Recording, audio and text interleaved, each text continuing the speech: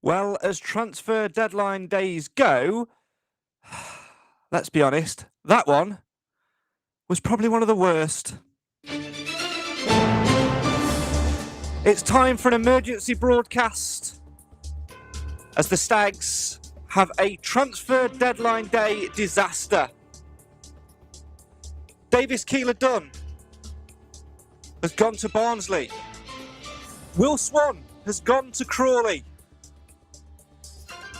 And there's only one incoming in international Ben Waine on loan for the season from Plymouth Argyle. Over the next half an hour, 45 minutes or so, we're going to react to a deadline day disaster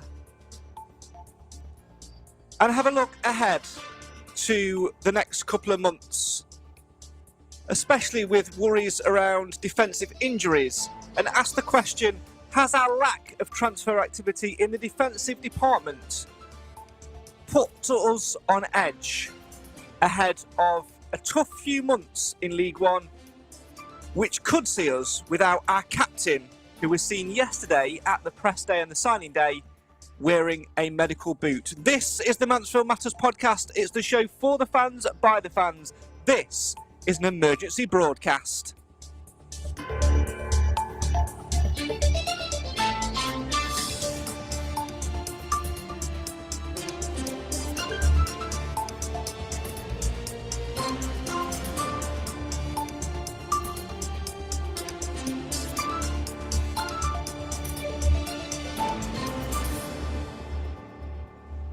Hello, good morning, and welcome to the show for the fans, by the fans. Wow, I'm not really used to saying good morning, am I, when it comes to the Mansfield Matters podcast? But here we are. It's 10:35 on Saturday, the 31st of August, and last night was not the night to be a Stags fan watching the transfer news, as the news that we expected, Davis Keeler-Dunn leaving for Barnsley, finally came true. It was announced at the fans forum with John and Carolyn Radford, and the mood in the room at the time just dropped from slightly positive to negative through the floor. And it was a really tense night. And I think you could sense that on social media as well. We were going to wait until later on in the week to sort of cast our eye over all of that. But with the game this afternoon, we sort of felt that we wanted to address the transfer issues and things like that and have a little discussion around them and then see what happens with the game and then sort of mix it all in together when everybody's back. So I've got a couple of people joining me for this one.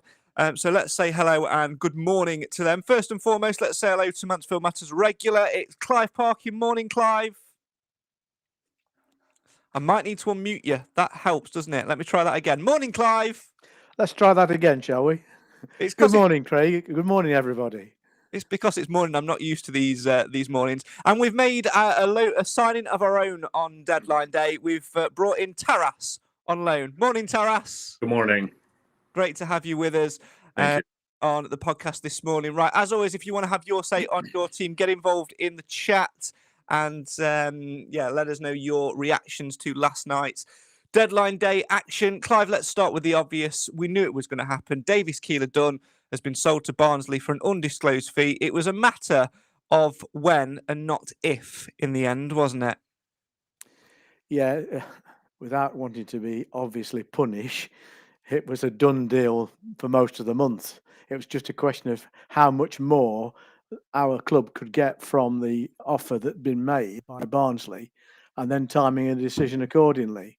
And to their credit, Mansfield Town Football Club handled this situation oodles better than they did the Danny Johnson fiasco when it ended up costing them money, the club money, because of poor decision making around the transfer, and then having a player who was dead from the hairline down for the football club on our books for 6 months.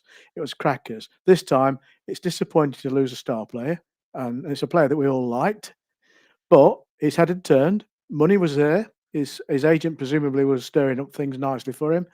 And it was obvious from the way he's performed this season that his heart wasn't in his game at Mansfield.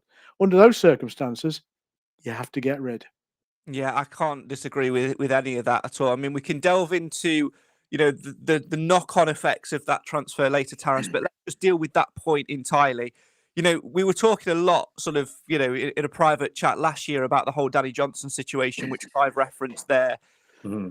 Had the opportunity to get money for him, and albeit it wasn't the amount of money which the Radfords, the owners, the board saw acceptable for his services, he declined it, and ultimately, recalled him from his loan spell, stuck him on the bench, and made him part of the squad. It gave a little bit of a negative sort of vibe to it during his tenure, not last season, the season before, of course, and it always felt a little bit sort of toxic, and you knew the inevitable was going to happen. You knew we weren't going to get rid of him in January because we couldn't agree a fee. The player, in particular, at that time only wanted to go to one club, so wouldn't even consider a move elsewhere, and ultimately left on a free. DKD, similar situation. Talented player. Obviously, he's been touted on the crest of a fantastic season last time around, and that's got a price tag to his head. But realistically, he had 1 year left on his contract. So if Barnsley hadn't have got him in this transfer window, they may well have tried to get him in the next window. But the fee for said transfer would have been significantly less, based on the fact that they got him on a free 6 months further down the line, and ultimately Mansfield get no money and no investment. It's hard to take a star player like that leaving and go into a fellow League One club, and some would see it as a sideward step, like I sort of do a little bit. But ultimately, we've got cash in the bank, not as much as what we wanted, but something is better than nothing, which we had 2 years ago in exactly the same situation. Agreed. I just sort of feel I don't begrudge the player moving on whatsoever. As Clive rightly alluded to, it was almost inevitable that it was going to happen in this window. Frustrating that it happened with so little time left in the window. What I was a bit bemused by was all the comments that came out as part of the thread from the official club X account from Nigel Clough. I don't think that's really put us in a good light. The reason for that being is he made a quote saying that we'd made a contract. Well, we basically made the offer to make a contract offer, and he wasn't interested in even discussing it weeks ago. So it kind of begs the question: if you knew weeks ago that he wasn't going to sign, why? I get you have to wait for the right fee and whatnot, but we should have just done. I just don't feel as if we did everything in our power to replace said player, and I don't know if we have that player already in our squad. I don't begrudge him moving on. I understand the club wanting to cash in. I guess it's never going to be a perfect world, but just a little bit frustrating. Let's take a little look at that quote. I've got a section of it on screen now. I'll read the whole thing in a minute. Basically, Clough has said that Barnsley eventually got to a bid that was acceptable to the club. He, Keeler Dunn, has made no secret of his desire to leave us for the past few weeks, and you reach the stage where you think it's best for all parties if that happens. We offered him a new deal and said, will you discuss a new deal? And offered to make him probably the highest paid player in the club's history, but he didn't want to sit down and discuss it. His mind is made up. He's had his head turned by Barnsley, and I think as staff and as a squad, when that's the situation, then it's best for the player to move on. He's been a fantastic player for us. We took him out of Burton. He wasn't really playing. It's an interesting one, Clive, because I get what Taras is saying there, because in saying that, what he does do at the end of a magnificent journey for a player, let's not forget that, it makes him look like the rotten egg, the rotten apple of the barrel, if you like. And ultimately, football is a short lifespan for a player. We only have X amount of money which we can offer. Players want to play at the highest level possible. And for him, he obviously sees Barnsley as a forward step, and a step which could get him to playing in the Championship in 2 or 3 seasons, which, if we're being brutally honest, he was never going to have with us. However, Taras's point on saying that has maybe... I don't know whether it's been used, whether you feel it's used as a deflection tactic, Clive, or whether or not it just sort of paints him in a bad light, because I don't want that. What I want to do when we talk about DKD in the future, after this podcast and after the next few weeks, is to talk about what a fantastic player and servant to the club he was in that legendary status, which he so deserves, and not this, I want away, I don't want to play for you, I don't like this club mentality, which... I think many people on social media, which I think Taras has alluded to, is the line which people are sort of picking up on at the minute, which I think is heavily unfair, Clive. It is, and I don't think Clough needed to say anything, quite honestly, because everybody could see the situation for what it was. No one's going to blame a player for wanting to improve his financial circumstances. They get a short career in this game, and if he can double his income by moving sideways, albeit to a bigger club in the same division, who can blame him? And his agent will have been motivated for him to move as well.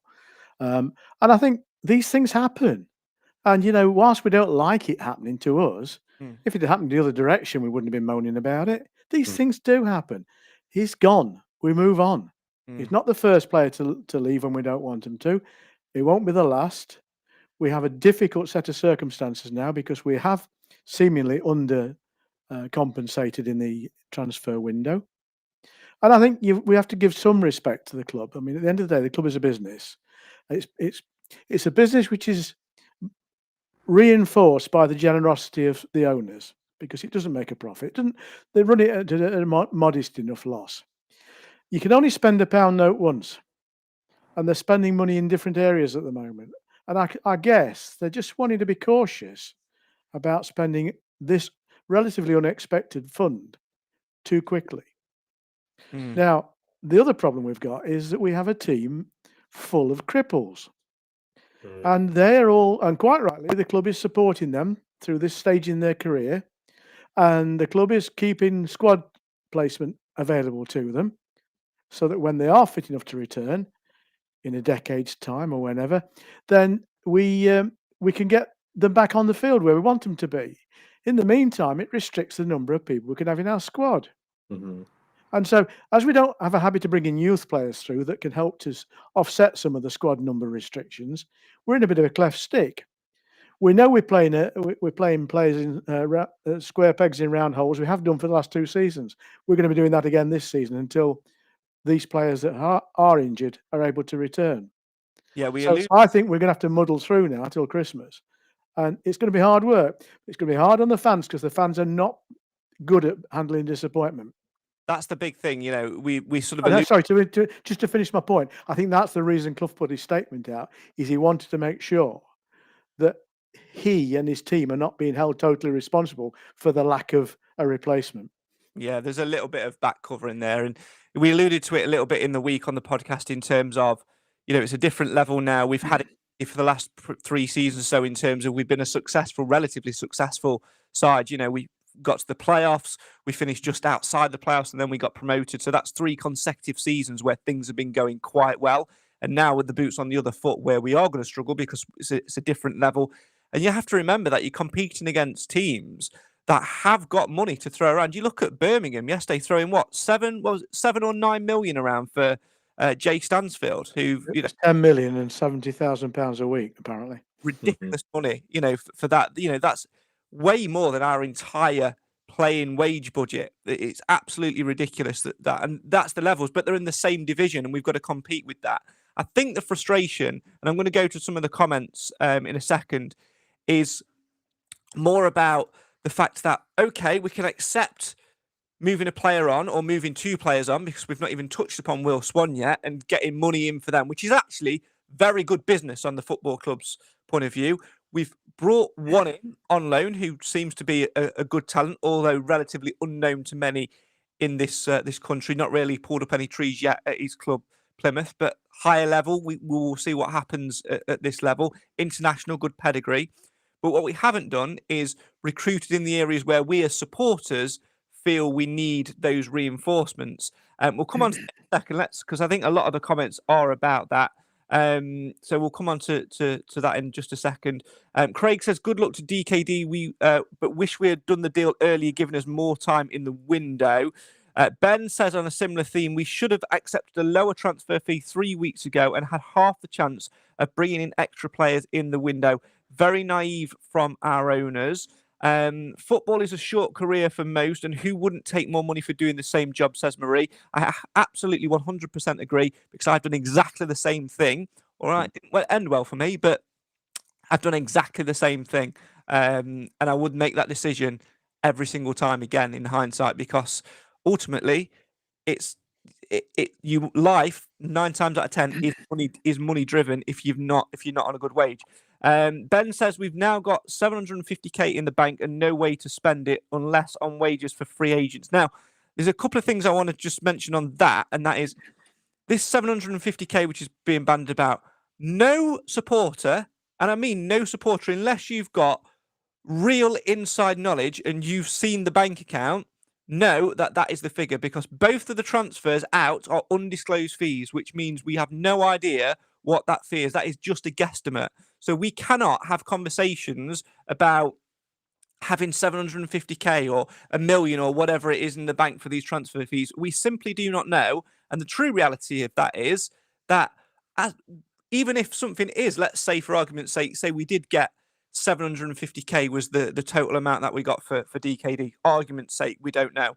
We wouldn't have got all of that 750k because Burton will be due a percentage of that. Oldham will probably be due a percentage of that as well, depending on what contractual agreements are in place beforehand. So we cannot talk about a figure unless the club, i.e. the Radfords, come out and say, this is exactly what we got. So we're going to park that little bit there. Robert says, I think we should change our name to Pilkingtons, as we seem to have glass players. And Marie says, the concern is that the injured players are rushed back too soon, causing longer delay in their return. We have form for it, and it's not a learning the club have taken over the past few seasons.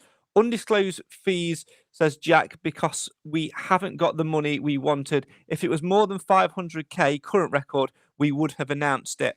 Well, again, but I think the common thread through all of that, Taras, is it's more the frustration that we've not brought any players defensively in. We mentioned it in the podcast in the week that Clough is definitely gambling on the 2 injured the 3 injured players coming back to play a part in the squad, it's a frustration because also last night at the fans forum with John and Carolyn, they alluded to some bad injury news, which if you put 2 and 2 together and get 4, says Aidan Flint's out for about 3 months. Yeah. I just sort of feel as if we've been cutting corners for the last few seasons, and it paid off last season, but I just kind of feel as if things are going to catch up with us now. I think the DKD news, whilst inevitable, none of us wanted it, but I think people would have kind of accepted it a little bit better in a better way if. I mean, it's clear to see that we need reinforcements at the back, and I've had someone messaging me saying you can't just sign players for the sake of it just because you have injuries. But my counter argument to that is one of our longest, injured players is Alfie Kilgore. He's been out for a year, maybe over a year. We're in a higher division now. You're never really the same after an Achilles injury. He's going to come back. We're in a higher division. I'm not disputing the fact that he's not fit, but is he match fit? No, probably not. It's going to take him probably the better part of 3 months to get up to speed. I just feel as if it's a bit all over the place, the squad. We have a makeshift back four. There has been no news that's come out about Flint. I sincerely hope it isn't a long-term thing, but obviously what was said at the fan forum last night, it doesn't bode well. And I just look back to the opening night of the season at Barnsley, obviously great win, and it's just all of a sudden it just kind of feels as if there's a bit of a dark cloud hanging over the club, and I just kind of think it's been brought upon ourselves. But I'd love to be proven wrong on all this, but that's just kind of how I feel. I think we all would. I think, Clive, one thing which maybe would have taken the edge off is if we had managed to bring in a defensive cover yesterday, because Taras's point about Kilgore, a great player, but long-term injury will take him longer to get match fit. Elliot Hewitt's the same. We don't know how long we're going to be waiting on Bailey Cargill. We've got Tracy to come back. George Williams is never fit. Depends what day of the week it is. So I think one defensive signing, Clive, may have sort of alleviated that worry a little bit, because actually, if we strip it back, the whole DKD thing and not signing a replacement, we actually signed 1 week ago. His name's Will Evans.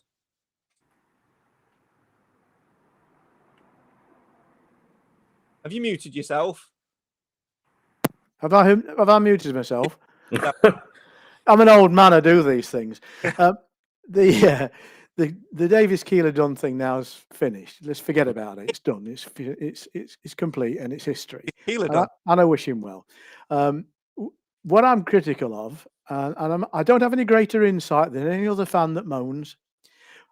I'll try and be a bit more rational than some, but we have a huge resource invested in our management team under Clough's management, including his brother, who is a specialist recruitment manager. Mm-hmm. And squadrons of coaches, analysts, physios, chefs, all the things that a club at our level really shouldn't have. But it comes as a part of a package with Clough. And the situation we've had with our back line is not recent. It's the whole season we've been managing without covering the important defensive positions. Now, in League Two, we managed to get away with it by playing strikers in the fullback positions.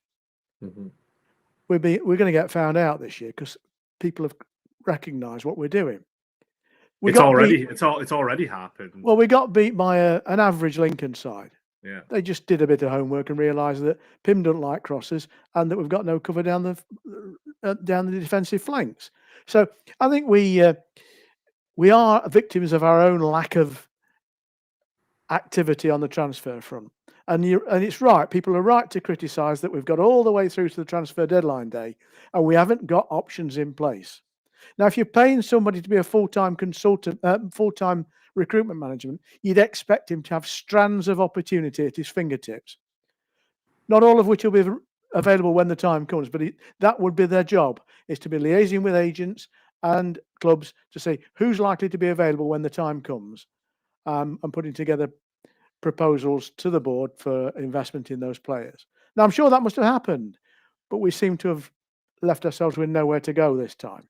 Now, I think that's where the counter sort of argument comes in a little bit in terms of club structure. And this is not a negative, but in any way, shape or form, because ultimately we're not a Birmingham. We're not a Wrexham. We have not got endless pockets of cash that we can just throw at signings. If you look through the signings which we've made, very few we have actually paid a fee for. In fact, I think it's only Will Evans in the last since Davies Keeler done, and maybe some of our best players we've got for nothing, and that would continue to be the case, Craig. And I think that the brief is the money to spend. It is there if we need to spend it, but I think the brief is to try and do it to invest in the wage budget rather than the actual transfer budget, and be very cautious and coy with what we've got, because ultimately we've learnt from our mistakes when we had Mr. Evans in charge. We would bandy transfer fees about, we'd bandy big wages about, and it would get us in financial trouble, which took us a little bit of time to recoup. We are going forward as a club in terms of numbers coming through the door, season ticket sales, all of that, and things like that. But ultimately, like Clive alluded to earlier on in the podcast, we're still making a moderate loss on year upon year. So to then go, well, we've got X amount of money for DKD and Will Swan combined, let's use that money to go and bring in a defender. It's a negative move because it needs to be invested to try and help the club become more profitable, which then enables us to do things like put a new tent up for the club shop, which is going to happen, to do things like put money into the Bishop Street development, which again is happening, but is costing more money than originally forecast, as we heard last night from Sid Pepper, the director in charge of doing that. And ultimately, when we get to that point, it's about making strategic decisions on where the money is spent to try and make us continue making a moderate loss, maybe even some form of profit, and making that moderate loss smaller and smaller and smaller and smaller to the point where you break even and then make a profit. And it's only when you become profitable that you can look at spending transfer fees. And ultimately, at the end of the day, we're all sitting here going, oh, it's really frustrating that we've not brought a defender in. We now can't make any moves until January. That is completely wrong. We can make several moves before January because we can still sign free agents up until, I think, November time. And all right, some would argue that free agents don't always work. John Joe O'Toole worked. The lad that we got who played one game, was it Lewis Page? Lewis Page, yeah. Didn't work. But the PFA, we were talking about it last night, Clive, a little bit, and now investing in their members, which they rightly should. And they're actually training 2 or 3 days a week as a collective group and playing regular games, which therefore, in my opinion, keeps those players who are free agents fit and together in a mindset and makes it a more enticing proposition to go and sign some. So to say that the recruitment team haven't done their job, the recruitment team are working within their boundaries, which is your transfer budget is minuscule, try and sign players on a free. I believe that there will be some movement if the right player comes available, because it has to be the right player as well. It's a really difficult situation. Ask yourself, would you rather us go and spend, argument's sake, £500,000 on a defender and then not be able to redevelop the Bishop Street, therefore restricting capacity and the longer term revenue of the club not be able to be there? It's long-term, short-term vision, Clive, which sometimes you have to bite your tongue at. It's a difficult one because nobody, no person, no organisation, no company, no football club has 2024 sight. You don't know what's going to happen. You can only prepare for various options. And you could argue that the Bishop Street thing should have been prepared a long time ago. Yeah. I don't think the club fully expected us to sell out every game. Sorry to jump in on that as well. I think one thing just to add to that is last night, John Radford explained it perfectly we probably wanted to do it years ago, but we don't have the expertise in that. We needed to find the right person do that. Hence Sid Pepper's arrival. Yeah. Well, on that note, there are other areas of club management where better expertise is required. Moving back onto the subject, I think they're doing the best they can given their expertise and the limit of their investment ability. They're rich people, but they're not mega rich. They're not a Birmingham situation. We're not an oil shake anywhere in the background. And the fans sometimes lose sight of that. And I think we have to remember that everything is cyclical. We're going to have this situation come along. And it's a question of, do you build on each cycle? The other thing we've got to be prepared for, and this is about foresight as well, is I expect to see the back of Clough at the end of this season. Yes. Or even before if we have a disastrous season. And therefore, if I was the owners, I'd be strategizing now what we do, what strategy, what principle we adopt post Clough. Yeah. Clough has done nothing to have major criticism of him. He's a bit stubborn, and we know his ways, and he's a bit nepotistic with his staffing. But what we have got is a team that's done very well for 3 years, as you said earlier, and has the respect of the industry. And that was alluded to again last night. And it was spoken about before. Nigel actually said last season at the fans forum there, if we didn't get promoted, he would have just gone because he's ready to retire, ready to spend time with his family. So and who can blame him? And the guy's presumably independent, financially independent, and I think he could walk back into Burton in some form of capacity if he wanted to, anyway, in a directorial capacity. I think he's doing a professional job within his competencies and within the financial range that the club can offer him. And I do think that we sometimes lose sight of the fact we're a very small club. Yes. We spoke about signing a player for £10 million. That's just about twice the turnover, the annual turnover of our football club when it was in League Two. It's astonishing the differences between it. We've always known the differences between the Premiership and Premier League and the Championship compared to us. Now we've got situations in our very same division where these huge gaps appear because it's about depth of money pots, isn't it? Can I pose a question to both of you? Just sort of go off topic. Do you guys think we were ready to go up? It's an interesting one because we've been building for it for years, and if we didn't go up last season, I think Clough would have walked, and like he said, he would have walked. Therefore, new manager, new players. You look at another 3 years to go up, and I think another 3 years to go up on the back of last year. You lose the fan base, you lose the fan interest, and ultimately, I don't think he would ever want to leave, but I think he would question how much investment he wanted to put back into the club. I think, Taras, your question is an interesting one, but there isn't a single answer.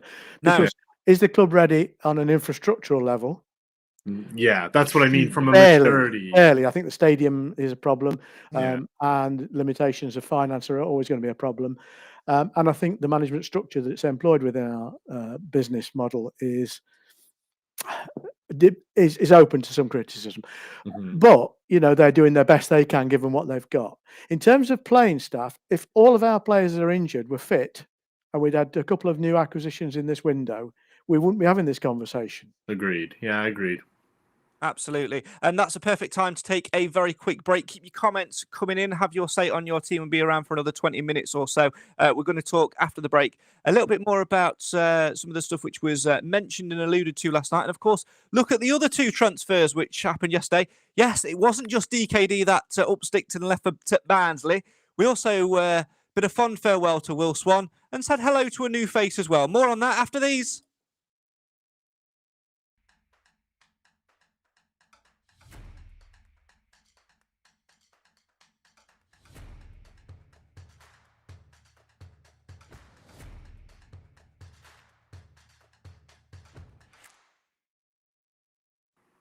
You're back with the show for the fans, by the fans. This is the Mansfield Matters Podcast. It's an emergency broadcast deadline day disaster special. Was yesterday's transfer deadline day a disaster for... What do you mean the badge has fallen off my shirt? Are you putting it on a hot wash? Did you follow the instructions? Sorry. Are we back on? Castor, 3 more years. Interesting, at the meeting last night, they did share the fans' frustration about the deal with Castor, and that they are trying to relieve themselves of the contract. Whether they're successful or not remains to be seen. It certainly won't happen next season, I don't think. But they didn't mince their words. They shared the frustration about the service we're being given by that company and the quality of the product that they give out. Yeah, and they also agreed in principle that having 3 new strips every year is not the right thing to do. Absolutely. We'll delve more into that in the podcast in the week. But see, it was just interesting actually, because I know there's been comments in the feed today about David Sharp. There was comments about him made last night in terms of the deal with Castor and some other things as well. And there was a few things that didn't quite sit in terms. I don't know. It just seemed something. Do you know the biggest value of when somebody, certainly if a manager leaves a company, in his wake, you've got lots of scapegoat opportunity. Well, that's it. But in terms of the footballing side of things, I think there's 2 David Sharps, I think, to look at. And that is the David Sharp, the business side of things, aka Castor, ticketing systems, etc. And David Sharp, the footballing side of things. And the footballing side of things, I wouldn't have wanted him to go because, again, he did seem like he helped and did that sort of thing. Ben's comment says, let's be honest, recruitment post David Sharp hasn't been good enough, and giving Carolyn the ceremonial CEO position hasn't helped. Well, that was addressed last night. We'll just talk about that very briefly, Clive. And that's that somebody has been or is being appointed into that role. I think it's Alex Sheriff, isn't it? Who's part of the role. Part of the role has been accepted by her. Correct me if I'm wrong, Craig. Is the lady in question related to Carolyn? Not sure. I don't think so. I think they just go back a very long way. So, okay, fair enough. It was. I don't see any evidence that she was. The decision to appoint was as a result of a thorough recruitment process. Well, that's another point for another day, isn't it? Right, let's move on, shall we, and talk about another departure yesterday, Taras, and that is, of course, Mr. Swan, who we said a fond farewell to yesterday. He joined Crawley again for an undisclosed fee. Nigel Clough said we'd received a good offer from Crawley. It was difficult because Will just wants to play and be the number 1 striker at a club. And with having Lee Gregory and Will Evans, we've got some competition as well as anyone else who comes in. It was a reluctant one from all parties, I think. But in the end, we wish Will all the very best. And we extend our thanks for the last couple of seasons. And if truth be told, this is what we were alluding to earlier, Taras. Business decision. This is a fantastic decision because he's not going to play week in, week out. Good talent to have if fit in and around it. But he was clearly 3rd or 4th choice in the pecking order. And what we have done is recoup some money for him. We gave him a big contract, after his initial loan spell. He wasn't fruitful enough last season, and we've moved him on. Disappointing to a League One rival, of course, but we've moved him on, and importantly, we've moved him on and added to the bank balance. Agreed. Yeah, to be honest, I was surprised it was a permanent deal. I know his name had been rumored to move on, but I was surprised it was a permanent deal, just given that Lee Gregory's 36 now. We got Will Evans now, but Nichols was obviously rumored to go. Obviously, he didn't end up moving on. Probably like Nigel says, probably just a good deal for all parties involved. I was just surprised it was permanent, but good luck to the guy because scored some goals for us in League Two. Not convinced that he's probably good enough for this level. Obviously, the jury's out. See how he does at Crawley. But yeah, what can you do? It's much like DKD, he's moved on. Yeah, absolutely. Clive, he was a good servant for us. His initial loan spell was fantastic, albeit we played a very different system then. He came in and had an impact at the second half of last season. We wish him all the best. But again, it's that old adage of the injuries. He could never stay fully fit. And we're sitting here talking about being frustrated of having players out injured. And ultimately, we've actually offloaded one who is a regular in the treatment room and got a bit of money for him. Yeah, he's got his own parking space at the hospital. The truth is, he wasn't going to figure, and the lad deserves a chance. I think he's injury prone, but he'll probably prove us wrong with his move. But and the saddest thing from my point of view is a local lad, and I do believe that wherever you can, you should employ local people. Yeah, on that X as well, formerly known as Twitter, he was very complimentary, saying, always wish the best to my hometown club. And you do wish him all the best. Ben says, sad to see Swanee go as a local lad, but not fit enough and crucially taking up a club spot. Disappointing that he went to Crawley, as we may well be in a relegation battle with them. There's another comment as well from Ross who says, more gutted about losing Swan than DKD. Interesting one, that, Taras. I'd like to get more details on that based on he just was never available. It was just I would say if I had to like describe sort of his spell with us, I would just say inconsistent.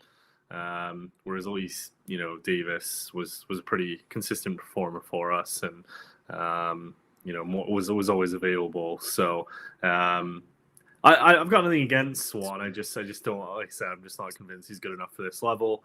But with Ben's comment about taking up a club spot, could you make the same argument about Reece Oates? We offered him a new deal, and this is kind of going back to like I don't mean to have another moan, but again, it's just we just don't help ourselves at times. There's a balance, isn't there, Taras, between being supportive and loyal to your employees that are injured, and being pragmatic and saying it's unlikely we'll ever see this player play at the level he once did. Mm-hmm. And it needs someone wiser than me to figure that one out.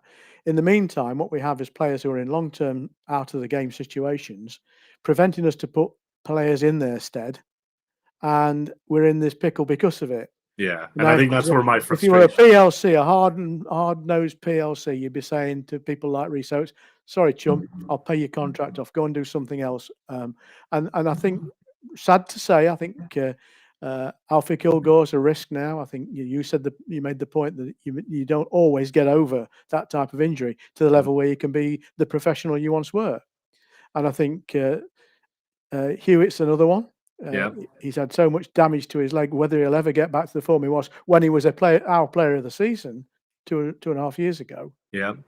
And then and Flint, he's been a rock, but he's now at the age where injuries do creep along and make more of a savage impact on you than they would earlier in your career.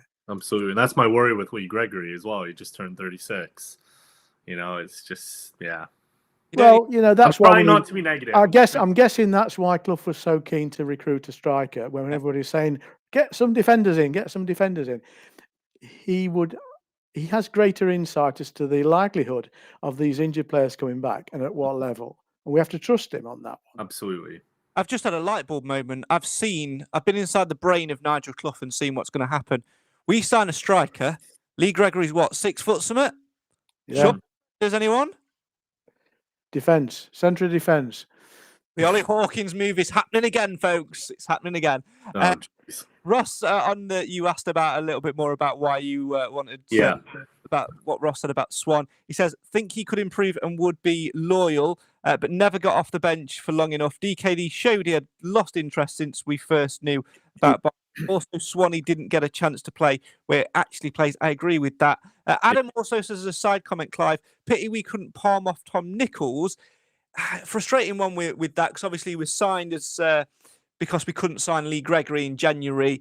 Lee Gregory's since come in, but now we've lost DKD and Tom Nichols. He can play deeper, He can play deeper in the hole, and you're all laughing at me earlier on in the season when I said Tom Nichols can contribute at League One level. Well, we haven't really recruited in that DKD role yet, and until Maris is fit, we aren't going to have a player that will play in there. Tom Nichols could be the answer, but also on the flip side, he could still get loaned out to a conference club. I'd forgotten we'd got Maris. Exactly, another squad spot, another one. Let's have a little look at who we brought in then, and of course, yesterday we did make a signing, so it wasn't all outgoings for the Stags yesterday. We brought in Ben Waine on a season-long loan. That's going to be interesting when I talk about podcast predictions, because we've got Ben Swain, the podcast predictions guy, and Ben Waine, the striker. That'll be fun. We've loaned him in from Plymouth Argyle on a season-long loan. And Nigel Clough says, we're very pleased to get Ben on board. He wanted an opportunity to go on loan of games. We've received good references on him from the New Zealand manager and a few other contacts we have.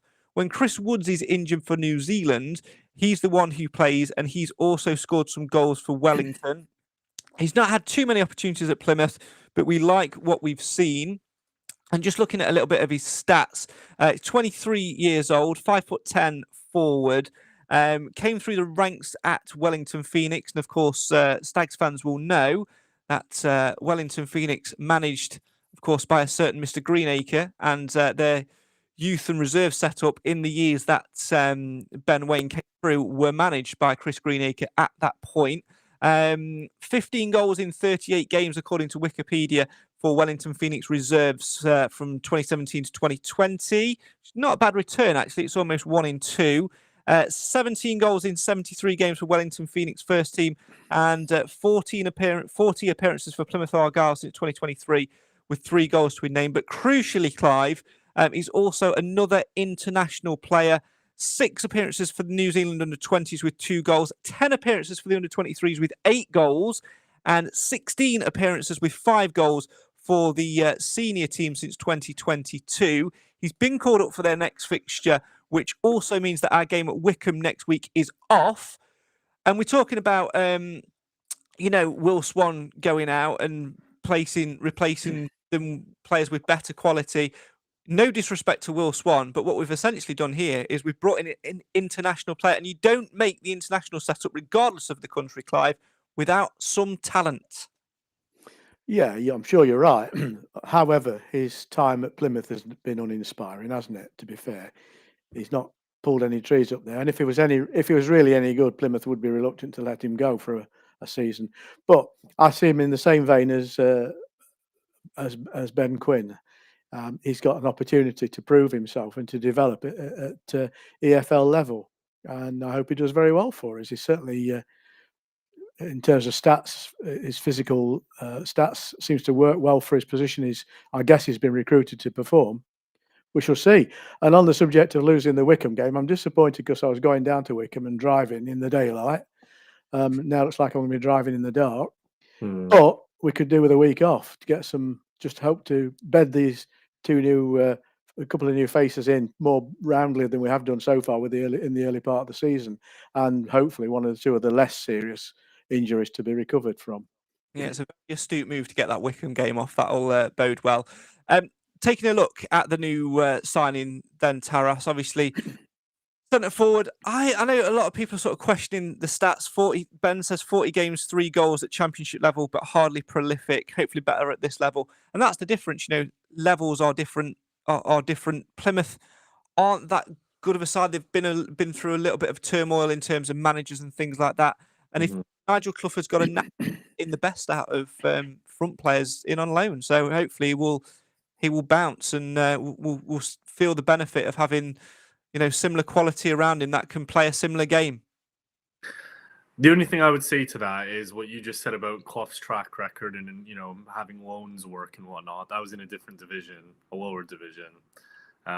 So my worry is making a signing like this. I kind of agree with Ben that the stats don't scream out at me as wow. I don't know if we're in a position to sort of experiment with signings like this. We've seen very little of Ben Quinn so far. I don't know. I kind of question the recruitment policy. Are we going to get a proven championship goal scorer at this level and the size of our club? No. Does anybody realistically think we can compete with sides like, not even Birmingham, but like Charlton, Reading's an ex-Premier League side? No. Harris, you're missing an important point as well. We approach players to come and join us. We can negotiate fees and salaries, etc. But once they realise we're wearing Castore shirts, they don't want to come. Agreed. Yeah, as I'm wearing mine. Yeah. It's again, the jury's out. Obviously Tom Nichols hasn't worked out, so. Hang on a minute. You can't say that. He hasn't really. We've not seen enough of Tom Nichols in action to judge him. Agreed. I guess I just look at his performances last season. Was he playing his natural position? I don't know. Did he get getting the service from his colleagues? Agreed. Yeah, agreed. There's multiple factors to it. I agree with you, Clive. I hope Ben Waine. I hope the lad does well. I just want the best for the club. I want every player who comes in to do. Do you know, Taras? That's something that everybody, all of us on this podcast, everybody who goes to the trouble of writing stuff on social media, whatever their outlook on the world is, all the people at the football club, the players, the management staff, the owners, the directors, the SSA, everybody wants the best for this football club. Absolutely. We don't always get it right, and we'll continue to get certain things wrong, I'm sure. Yeah. But as a homogenous group, everybody wants the club to do well. Agreed. Yeah, totally. We were talking about free transfers earlier on, because let's not forget, we're not done in the transfer window. We can still sign players on who are free agents, and like I alluded to earlier, the PFA are doing like a pre-season camp. They've been doing it for the last 10, 12 weeks or so, where they all get together. It's about the best initiative the PFA have come out with in ever. I think it's brilliant. It gives players the opportunity to keep fit, and also it gives football clubs the extra security. Shop window. Not that they are keeping fit in. Most critically, in a squad and club environment, it's very different to go from training on your own to training in an environment. So actually, it's really, really good. And they publish a list of free agents. They had a friendly recently against Cambridge United. Published a list of some of the players that were sort of playing in it. Invited scouts and stuff down to see them. Some decent names, to be fair. Some that I know, some that I don't know. But there are a few that stand out on there. Dwight Gale perhaps being one of them. The full list of players that played in that friendly, by the way. Carl Jenkinson, Fankety Dabo, Harry Kite, Brooklyn Bongalo, Charles Dunn, Kadeem Harris, Marcus Brown, Nestor Guinness-Walker, who's a left-back. I know that from Football Manager. Signed him a few times. It's not bad on FM if you want to play. Liam Cooper, ex-Leeds. Yeah. Back. Alex Gorin, Ravel Morrison, Michael Hector, Habib Adukaran, I can't pronounce his name. Jamal Blackman, of course, the goalkeeper. Brendan Kiernan, Martin Waghorn, of course, if you need another striker, an experienced one. Yeah, Jamal Blackburn, the goalkeeper, is he the one that Wickham had on loan from Chelsea? Yes. Enormous salary. Yes. Jordan Asamoah, Toddy Kane and Dwight Gale. There are other players as well. And also, critically, if you want proof that the PFA thing has worked, Hayden White got a move to America off being part of it. And, I don't think we can discount it. Clearly, our transfer policy is to not pay fees for players and pick up free agents. There's I think Raheem Harper's just had his contract cancelled from Burton. And what we might actually see in the few weeks or so, Clive, is players being released from clubs from their contracts at clubs, who will therefore become free agents. So it's not all doom and gloom. We can still add if we need to, although, hand on heart, I don't think we're going to. You don't think we will? No. Going back to the not spending money on transfer fees, that's not a criticism you can levy at Mansfield Town alone, because the whole industry beneath the Championship, especially, works on the principle you don't pay a fee. You negotiate a salary package and a contract term. And that's exactly what we've done. And we've done it reasonably well, I think. But I'm not as negative as some people. And I do think there's going to be an opportunity to pick up somebody from the pool of contractless players. And my only concerns, and I've said it several times to the point I'm boring myself now, is our ridiculous record of injuries. Yeah. Yeah, that's the big thing. If we didn't have all these defensive fatalities, I think Taras would actually be sitting here and going, DK loss aside, because that's just a blow to the heart. Yes. It's been a bad transfer window, because we brought, as a whole, we're not talking about deadline day, as a transfer window as a whole, every player we've brought in quality, and we've not a penny for them other than Will Evans. Yeah. Ben Quinn's a relative unknown, but obviously with that gene pool of Uncle Stephen, you're not going to question it. Even the lad that we brought in yesterday, Ben Waine, I think has got a little bit of quality about him. And the players that have gone out, the three players that have gone out, Ollie Clark, fee from Swindon. Will Swan, fee from Crawley. DKD, big fee from Barnsley. Ching, ching, ching. Thank you very much. It only feels like a dreadful transfer deadline day or a dreadful transfer window because we've got 9,463 injuries. Yeah, by next week, I'm hoping it's going to be 9,362. I think that's what it is. I'm happy to lose DKD. It's more just the makeshift back four. We were never ever going to storm this league. I agree. Yeah, and it's unrealistic to expect us to do so. And had we won the first 3 games, our fans would have been expecting the unrealistic. This might just calm expectation down a little bit. I do expect us to lose later today, and I don't say that easily. And in fact, the perversity of this game is we'll probably end up beating the top of the table team comfortably because no one expects it and we're not geared up for it. But as long as they give a good account of themselves as individuals and as a team, I don't mind. At this point, it's small steps, it's building blocks. And unfortunately, we're starting further back than we would have liked to have done because of circumstance. That's not the end of the world. I mean, one player never makes a team anyway, however good he is. And we have to find solutions. And that's what you pay people like Nigel Clough and his cohorts good money to do. Mm-hmm. Very, very true. Final couple of comments from the live feed. Ross says, again, we don't really know the figures, but let's just go with it anyway. Nearly 1 million coming in and only 230k going out. Happy with that. The club will reinvest the money into the club. And Martin says, we've started very similar to 02-03. Of course, we all remember what happened at the end of that season. Relegation Taras was what happened at the end of that season from this very division. Good opening day win and a 3-3 draw, but I still think we're much better placed on and off the pitch to stay up this time. Let's keep the faith and no more injuries, please. You take these injuries out of the equation, we're in a much better position. The only thing that's hard to swallow is the fact that it'll either take a week, a month, 2 months. We have no idea how long it will take these injuries to get back. When we get to that point, we'll be in a much better and stronger position to go forward. Thing we have to do between now and then, Clive, though, it's just damage limitation. Like you said, we're not going to storm this league. We're going to lose games. We're going to play badly at times, but we've just got to stick together and get through it, because in sticking together and getting through the tough times, by the way, that's how we got here in the first place. Yep, absolutely. Pick points at where we can. And let's not be too despondent because of things that are outside our control. Absolutely. Right, Taras, thanks so much for joining us on loan today. I'm going to give the final word to you. Having considered mine and Clive's counter arguments and what we were saying there about injured players coming back, the potential to get free agents in, the potential, by the way, to still ship some of those players who were on the fringes, a la Callum McDonald, Tom Nichols, maybe, etc., out on loan to the conference as well.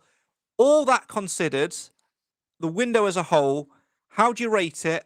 And most critically, how do you rate us going forward between now and the next transfer window in January? And of course, achieving the objective, which is literally survival. I think just between now and the next window, it's like you just rightly said, it's just damage limitation. I agree with what Martin said, like, let's keep the faith and no more injuries. Unfortunately, that's just completely out of anyone's hands.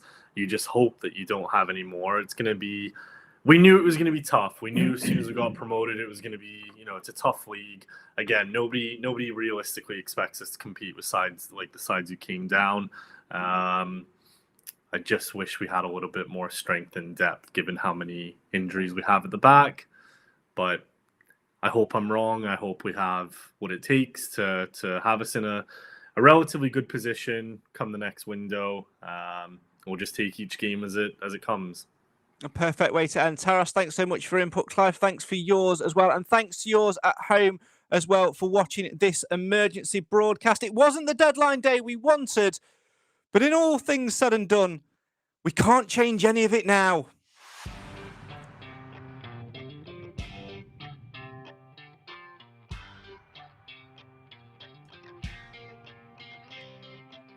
We may well have lost our star man in Davis Keeler-Dunn. We may well have lost Will Swan too, but we did bring one in.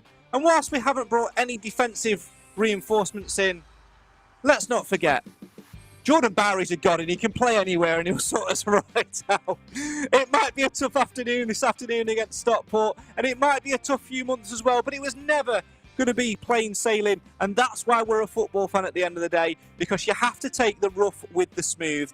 Join us in the week to recap with all the panel on the transfer deadline and the transfer window as a whole, what was said at the evening with John and Caroline, and of course a reflection on this afternoon's game with Stockport County. The only thing to remember is back the boys, because in backing the boys, that is how we progress forward, win, lose or draw. And remember one crucial thing: